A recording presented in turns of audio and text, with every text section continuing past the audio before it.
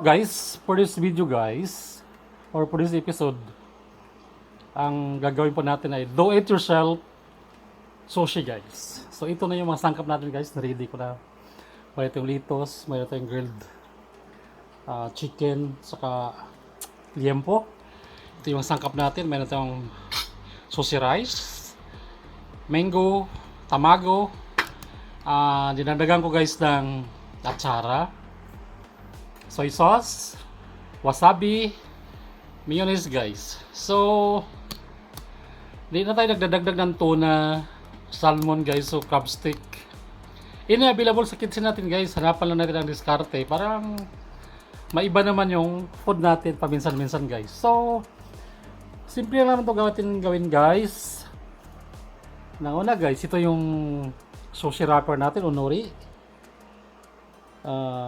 Kukuha tayo ng konting litos. Kinakamayin ko na guys kasi kinakamay talaga to eh. Rice,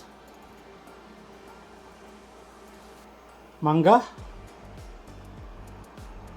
ito yung tamago natin o scrambled egg o Japanese omelette. And guys, ating atsara, lagyan natin siya ng mayonnaise o Japanese mayonnaise. So kahit wala tayong Japanese mayonnaise guys, regular na mayonnaise pwede. Tapos lagyan natin siya ng konting wasabi guys. Yan lang guys. Tapos depende na sa gusto nyo, anong gusto nyo balot guys. Pwedeng ganito, ganyan. Okay guys, yan. Tapos sausaw natin sa soy sauce. Kung gusto nyo dagdagan ng wasabi, pwede rin yan guys. Depende sa option guys. Ganon din guys, pag gusto nyo uling gumawa ulit, gusto nyo ibahin naman ang flavor ng sushi natin, pwede rin tayo magdagdag ng ibahin naman din guys. Ito yung grilled chicken natin. Haluin natin yung ating grilled liempo,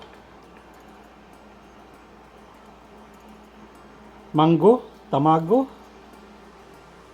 Lagyan natin to guys ng konting litos at saka mayonnaise,